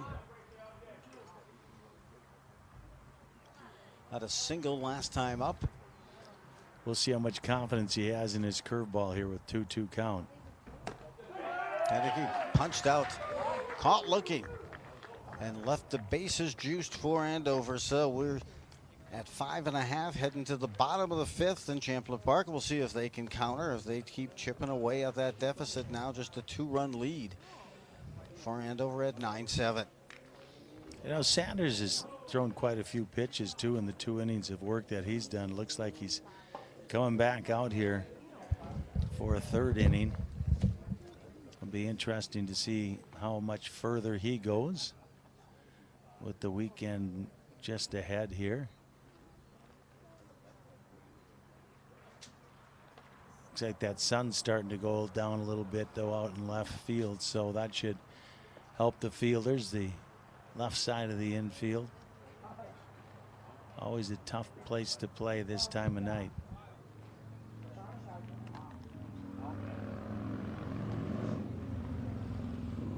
There goes the Champlin motorcycle gang by. Probably hear them.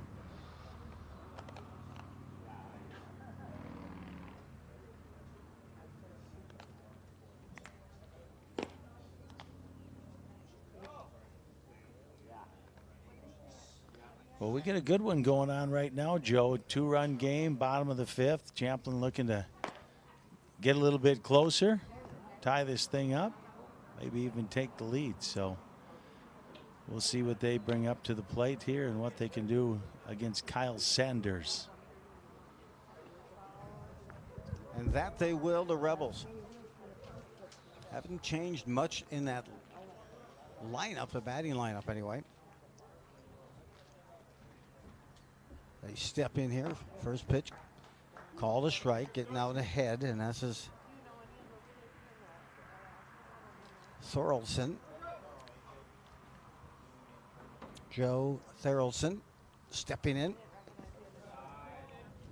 Shortstop for Champlin Park does a nice job there. Got a little bit of speed if they get him on the base. You don't have to get too right now, but if you get somebody on, you could steal a base. 7, 8, 9 due up.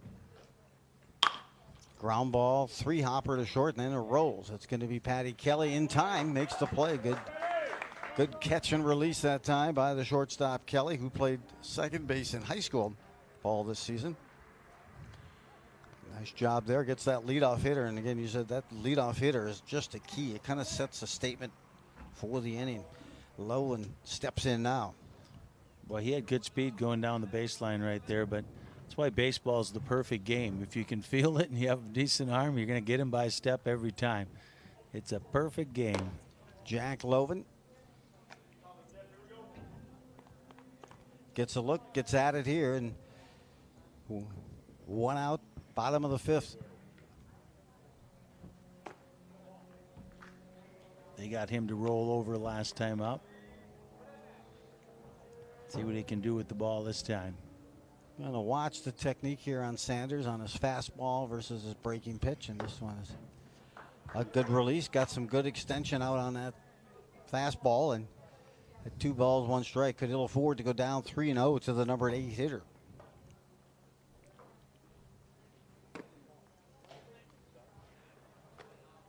Belisle behind the plate for Andover.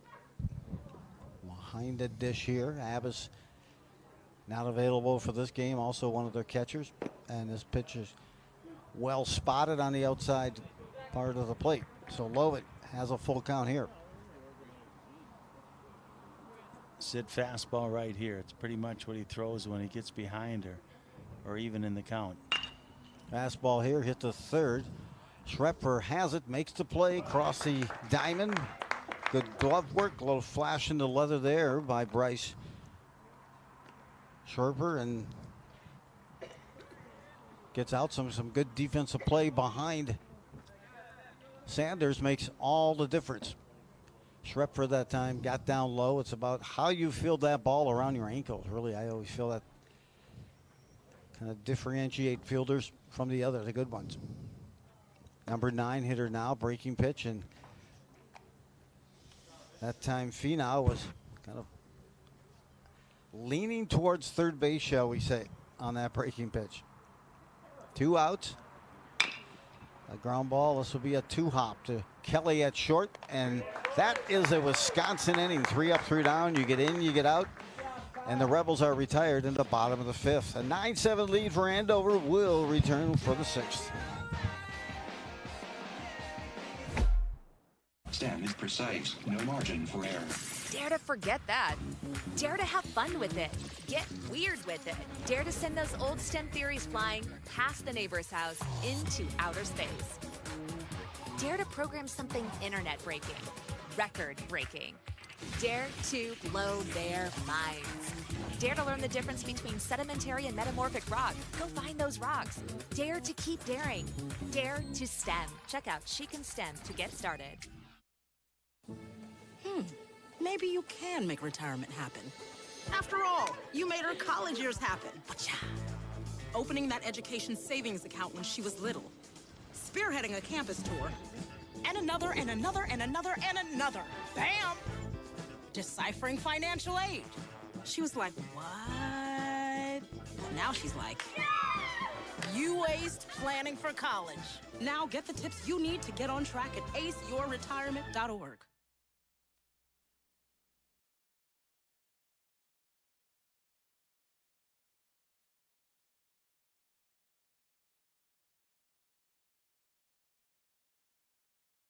Friday night, first pitch of the Gopher Classic of 92 teams competing for really kind of that classic championship. And I'll tell you, it's not the national championship, but I'll tell you, you have high caliber of play in that Gopher Classic. It's just going to be fun to watch. At least I know in Anoka they have a great bracket there. So, and that begins Friday.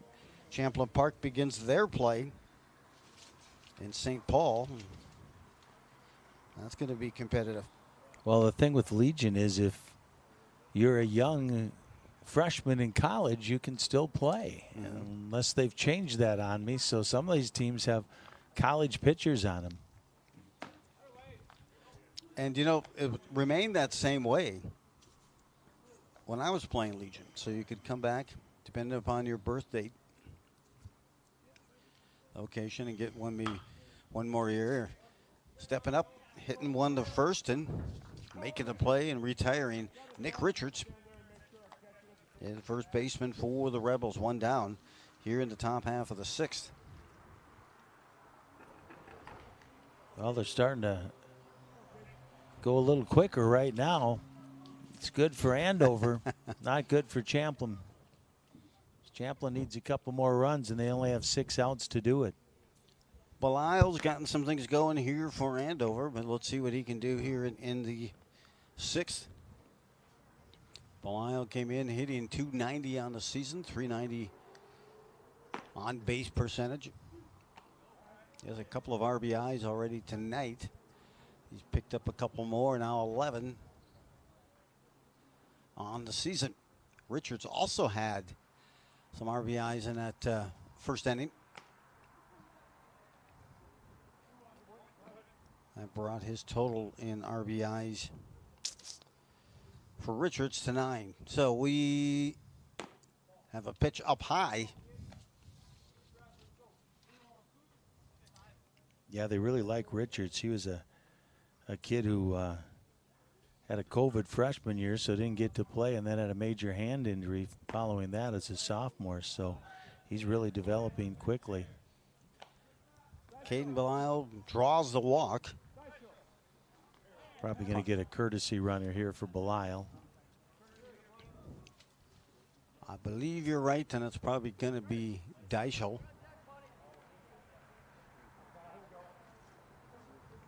Re-enters. He was a starting pitcher.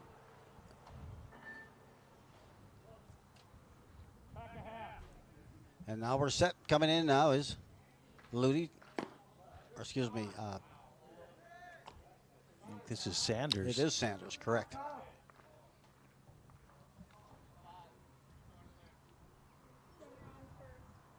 Sanders struck out his first at bat. Swung on and missed that. And there's always that rule, let the eyes, let it by. And that one was at the eyes, coming in on the shoulder. He took a hack. Some high cheese right there. Lifted off the handle, and that'll be easily collected at second base by the Rebels. And there's 2 outs quickly here for Andover, and that'll bring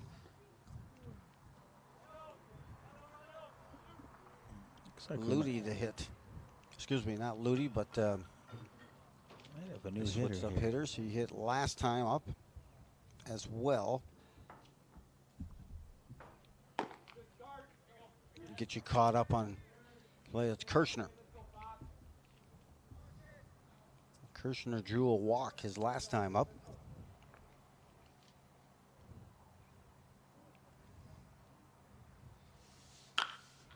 Takes this one, hits it on the screws, and it's a base hit. Runner advancing. That's Deichel to second. Runner coming in at second, and he's going to be out. Good heads-up play by the cut as Kirshner tried to advance after the single to get the second on the throw, and he's darted out and tagged at second, and Andover's retired. They've been stuck on that 9 number for a few innings, and both these teams are due.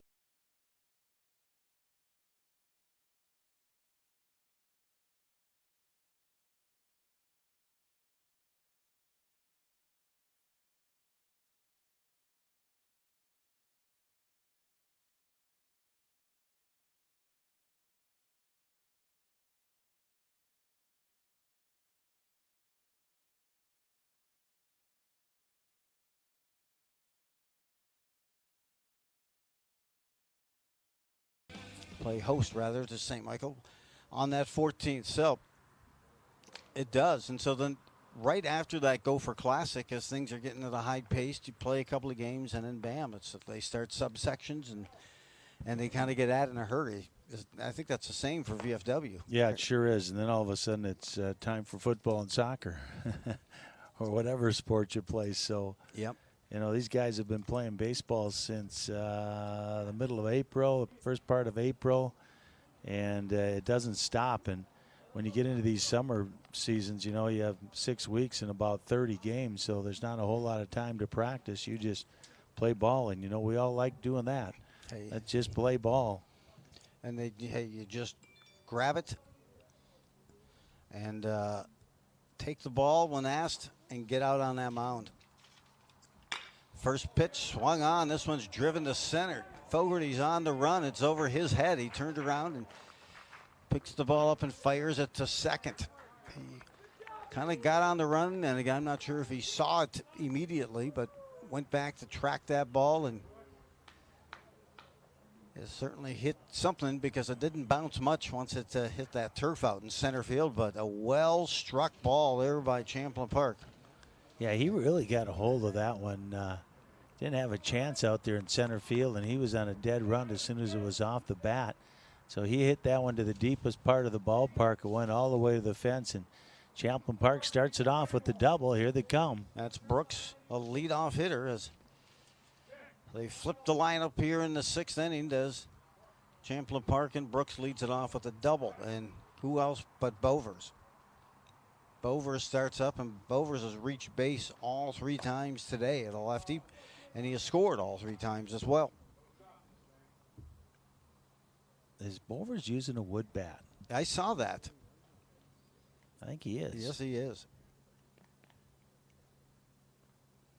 See a bunt. Swung on, missed. Fastball. Watch that trademark or you'll break it.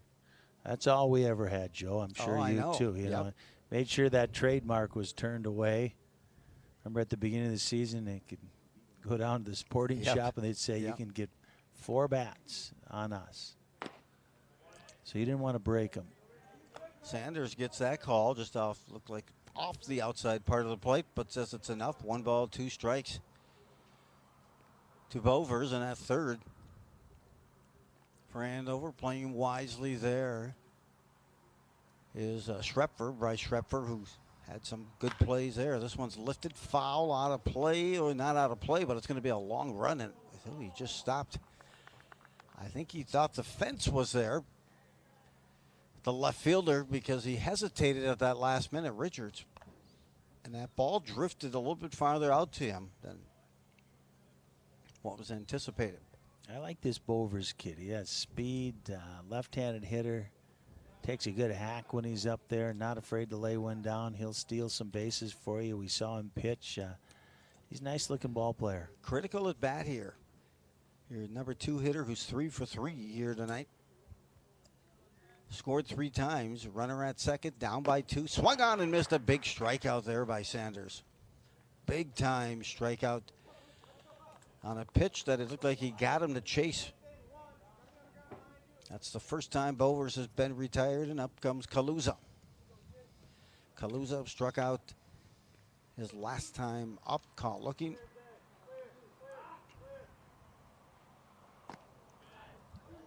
His front foot is like on the third base line. He's hitting, and good pitch there. He'll get out in front of the account there by Sanders. Big bender right there by Sanders. Uncle Charlie, right? Absolutely. Strike, and that thing's driven in between short and third on a line drive, and I gotta think runners at first and third, but my goodness, he's only covering that inside part of the plate, and that pitch came right into that wheelhouse. It's tough, I'm sure, as a pitching coach or as a coach to see, hey, man, when he swings that bat's covering maybe half of the plate. Yeah, you want to get that thing outside on a kid like him. So left that on the inside part, and he tagged it for the base hit. So Kaluza's on, Brooks is on after his leadoff double to start the bottom of the 6th. Runners at first and third, down by 2, and a number 4 hitter setting the table.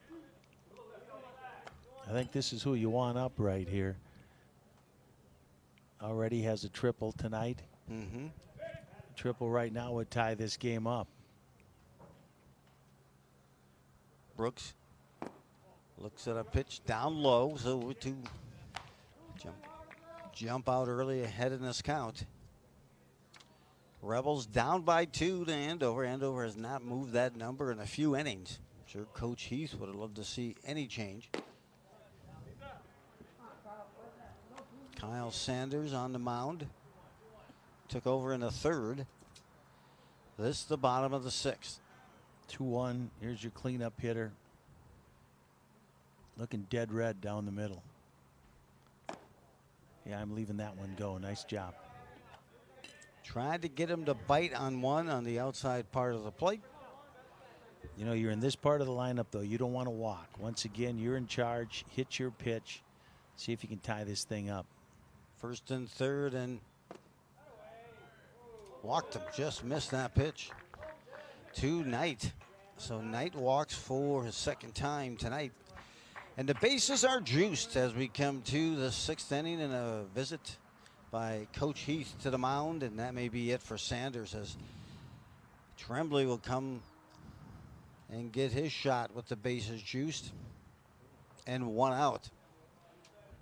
I'm thinking maybe corners in 1st and 3rd, maybe 2nd and short at double play depth. Yeah. But first they'll make a pitching change as Coach Heath.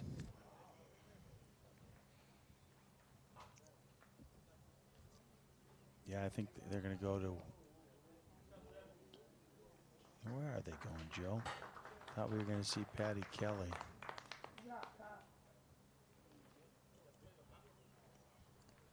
And still, there it is finally. We got somebody that grabbed the ball. Yeah, I think that's Patty Kelly. Yep, I think you're right. Kelly will come out and pitch here in the bottom of the 6th. That's going to move Dyschel to second, or excuse me, the shortstop. He'll come out, and Sanders will head to the bench.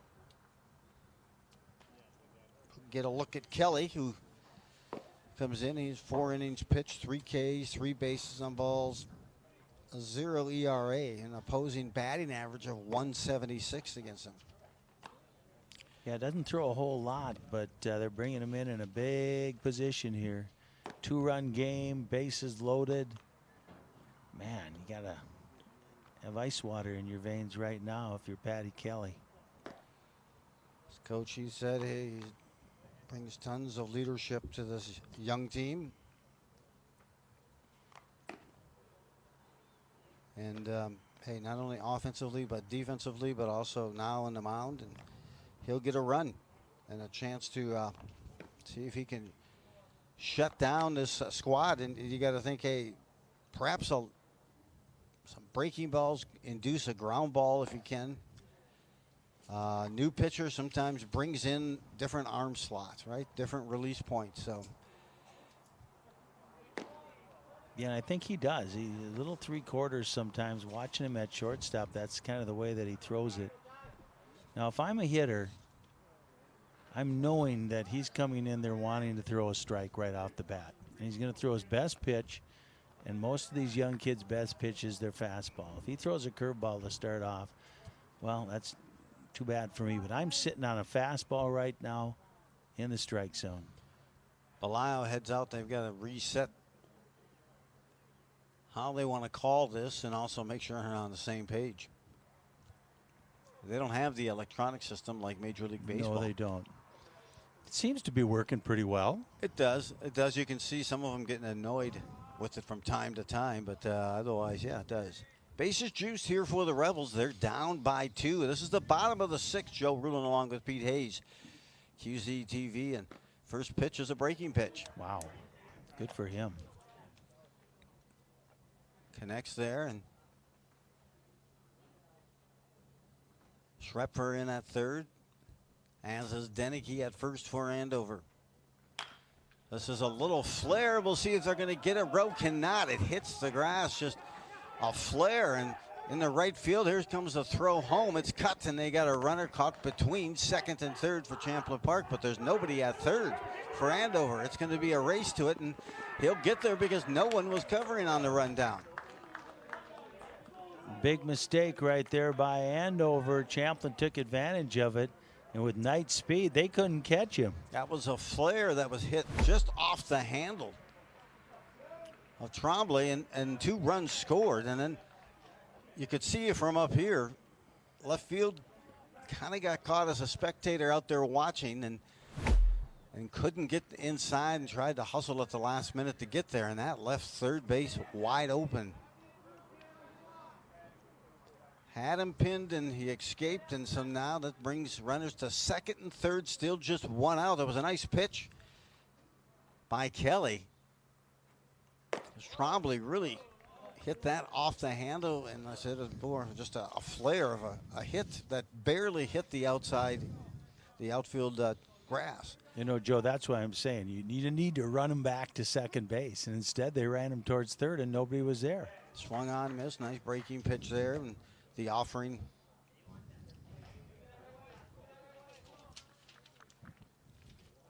To the Champlin Park hitter, and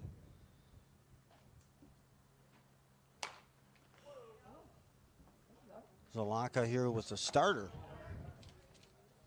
on the mound tonight, and Champlin Zahalka here gets a look. They've battled back. They were down 8-2 in the second inning. We're 9-9 in the bottom of 6. Off the mark that time by Kelly.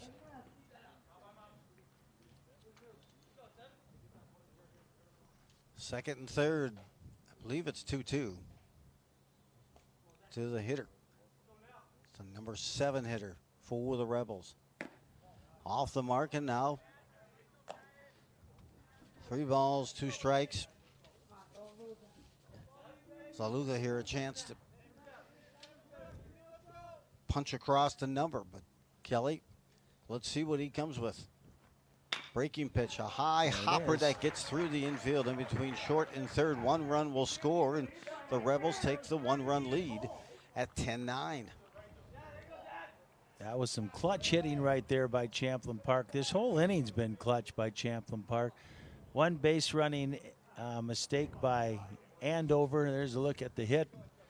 Not a base running mistake, but defensively costly rundown that Andover did not do the right thing in. So Halka that time is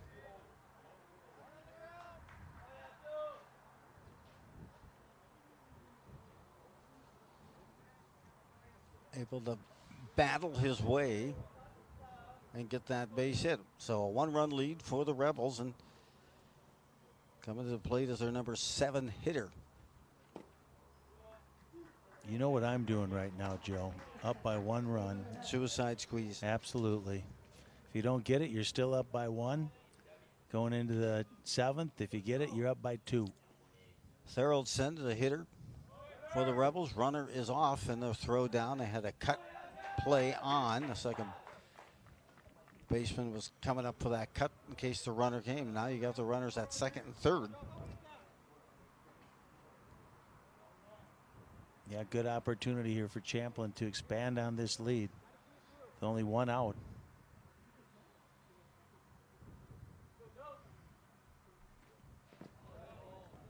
Good block there by Belisle.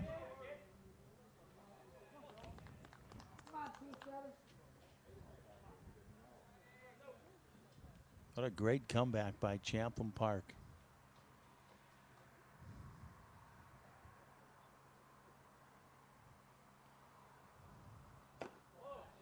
Putting that win streak of Andover in jeopardy.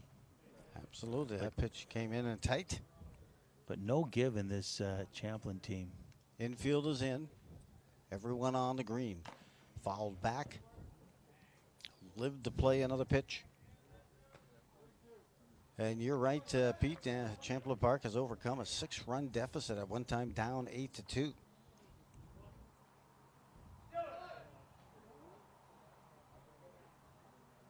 Yeah, some big hits here in the 6th inning. And still only 1 out. Pitch hit up the middle, back to Kelly. Looks home, goes home, and gets the out. Runner in a throw down to third into left field, so they get another run, and this on the air. And that advances that lead now to 2 runs, 11-9 for Champlin Park. Kelly that time had it hit right back to him, and you could just, on a reflex, those runners at second and third, trying to figure out, hey, can I get the runner? I got the runner at home. That's right. He was going to go to first. Yeah, he didn't check him back, so someone was yelling, here he comes. He made the nice play, but Belial got a little bit over-jealous there and threw it into left field. Cost him a run, and now Champlin Park's up by 2. 2 outs, and this is a pass ball. Loven steps into number 8 hitter.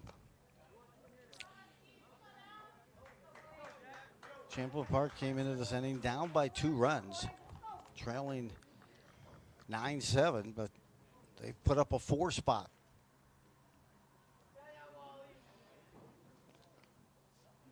Have to see if the Huskies have an answer in the 7th. Swan stung just beyond the reach of Deichel, and the runner's going to come in and score, and not without a chance at home. Schrepfer cuts the ball, and now runner advances to second. He's out on the throw, but unfortunately the run that came across the plate will count, and it's now a 3-run lead, 12-9, as the Huskies get that 3rd out. So 3-run deficit. It's a 12-9 lead for Champlin Park. We'll be back for the 7th. You quit smoking and thought, that's that. But here's the thing about lung cancer. By the time you see the symptoms, it could be too late. But now, there's a new scan that can detect lung cancer early, when it's more curable. If you smoked, get scanned. Talk to your doctor or learn more at savedbythescan.org. Type 2 diabetes can have a big impact on your life, but how can it be prevented? Well, the first step is knowing if you have prediabetes, a serious medical condition that puts you at high risk for type 2 diabetes. 1 in 3 American adults has prediabetes, but more than 80% don't know they have it. The good news is, prediabetes can be reversed, and for many people, healthy changes in their daily routine can make a big difference. Take the 1-minute risk test today at doihaveprediabetes.org.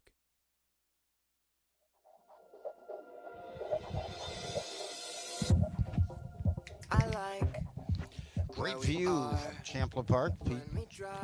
Pete and Joe here at the press booth. We have it to ourselves now. We do. And as you can tell, the whole game, no one's been utilizing it. I thought for a while, but then they started to get a lot of run production and activity, and I was trying to keep my own book. But the Huskies down by 3 here, top half of the 7th, and they need to get things going. And they're going to start this inning off with the third baseman in Bryce Schrepfer. Got the 8-9-1 hitters coming up here for Andover. Down by 3. Schrepfer, not a lot of at-bats on the season. Everybody always wants more. But to stay sharp and throw strikes, throw strikes, throw strikes, Joe. Does a lot of pitching as well. He's had at least 1 strikeout here tonight in his last at bat. Yeah, you get up by 3 at this point, and you want to make them earn it, especially with the 8-9 hitters. Out straight back off the mask.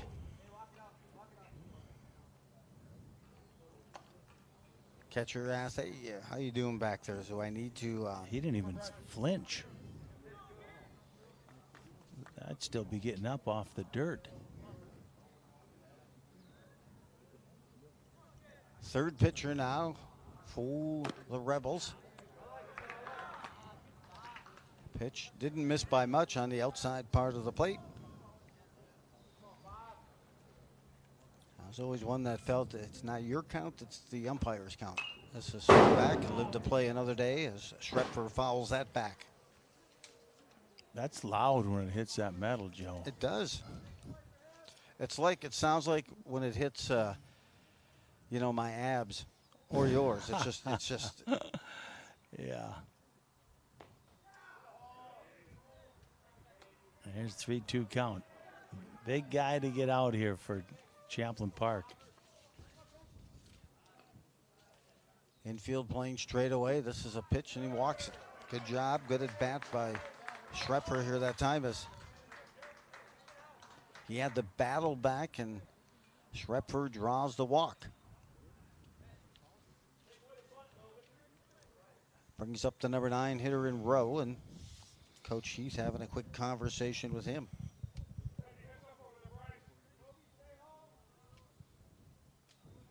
Well, they're sneaking that third baseman in, thinking he might bunt.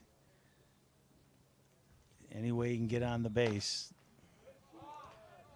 Called strike there on Rowe, the number 9 hitter. That was dead red, as he said the heck with it. As last time up, Rowe kind of started some activity there. Had bases juiced. He got the walk.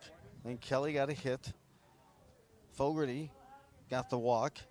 And then Dennehy unfortunately left the bases loaded. That was in the 6th. Let's see if that comes back to haunt here in the 7th. Yeah, that was a big out they got there on Dennehy. Came in on the hands on that pitch. Schrepfer at first, got the walk, the number 8 hitter. High hopper to short. They're going to try for the lead runner. They'll do that, and they're over in time. No, not in time for the double play attempt. But they get the lead runner, Schrepfer, and he will head to the bench. Meanwhile, reaching first is Rowe on the fielder's choice, and they flip the lineup and go to Patty Kelly. Hey, that was nice play right there. Didn't know if he's going to go to second or get the sure thing at first, but charged the ball, got rid of it quickly, got it to second base. Now there's one out. All we're doing is hunting outs right now. It doesn't matter with that base runner on first. Go get the hitter. Kelly, a couple of hits tonight, including at the last at bat. 2 for 4 on the evening. As it was in high school this season, one of the top hitters. This one he drills to left field, and it gets beyond center field. I can't. Runners advance to third. Oh my. Some throwing errors going there, and that allows Kelly to get to second. So now Kelly with the base hit. You know, and the diving effort in center field. I thought center field may just try to keep it in front of him, but it got by him. That allowed Kelly to advance to second. But you know what, Joe? That's okay. You know, if you make the catch, there's 2 outs. Patty Kelly's run means nothing. This is the guy whose run counts. So you make the catch, it's 2 outs. Otherwise, Kelly's on second. No big deal. If he scores, Champlin still wins. It's this guy you got to keep off the base. 1 for 3 is what I have Keegan Fogarty on the night. Reached on an air, his first at bat. And meanwhile, they're going to say he got hit. And well, he tried to sell it to the ump, and the ump said, no, you did not get hit. And he says it looked like a breaking pitch, maybe got his foot. I don't know if we have that on a replay, but we always have some great camera work. If that didn't hit him, he should get an Oscar, because he's a smart baseball player. I need to get on base. That's what counts. They're calling him back. And here we'll get a look at this breaking pitch, and it comes down, and it did go off his foot. It looked like it went off like the toe of a shoe, because it went flat. Comes back with a strike. Boy, I mean, that was a great shot. Great angle, at least from my view. It looked like it hit his foot and went straight down, and swung on and missed. And tough strikeout there for Keegan Fogarty, his second strikeout of the night, but that gives the Huskies 2 outs. Runners at second and third here, in a chance for the number 3 hitter, Dennehy. You play no doubles defense, so you guard those lines. Make sure you don't give up that double, because Dennehy's the run that counts. Make sure that your outfielders know that they have to hit those cutoffs. We cannot let Dennehy get to second base. Drive up the middle, base hit, pounded there. Run is coming, and here comes the throw home, and they got him. Kelly is thrown out by maybe a half a step, and that was one heck of a throw to end the game. Whoa! Yeah, he threw that on a dime, and I was wondering, what are you doing? Because that would have gave Dennehy second base, but I guess if you got an arm like that, you throw it, and you win the game. Holy cow. One run came in on that base hit, which was a shot by Dennegy. That made it 12-10. Kelly was coming in, and it was going to take a dime of a throw to get him, and that's what they got. Catcher got it, and also put the tag down in front of the bag, and with that tag out, that's the third out. The Huskies lose by a score of 12-10. Hey, here's what's coming up at QCTV Andover Fun Fest Parade. We'll be hitting that on the 9th. It's coming up Saturday, the Legion Baseball, Spring Lake Park at Anoka on the 12th, followed by Coon Rapids at Anoka on 7/13. And then it's Metro Mini, Minneapolis at Champlin. That's on the 19th. But, well, a game that was tight from the start. And the Huskies were able to change that 9 number, make it a 10, but couldn't get to the 11. Thrown out at home was Kelly, and a nice throw in center field by the Champlin Park center fielder. It's a win for the Rebels in Champlin by a score of 12-10 over Andover. I'm Joe Rulin along with Pete Hayes. Thanks for joining us. Thanks to the staff, Jane inside that truck along with Taylor and the crew and Ryan and Mike, all the cameras. Thanks for joining us. Have yourself a Major League evening at a minor league price.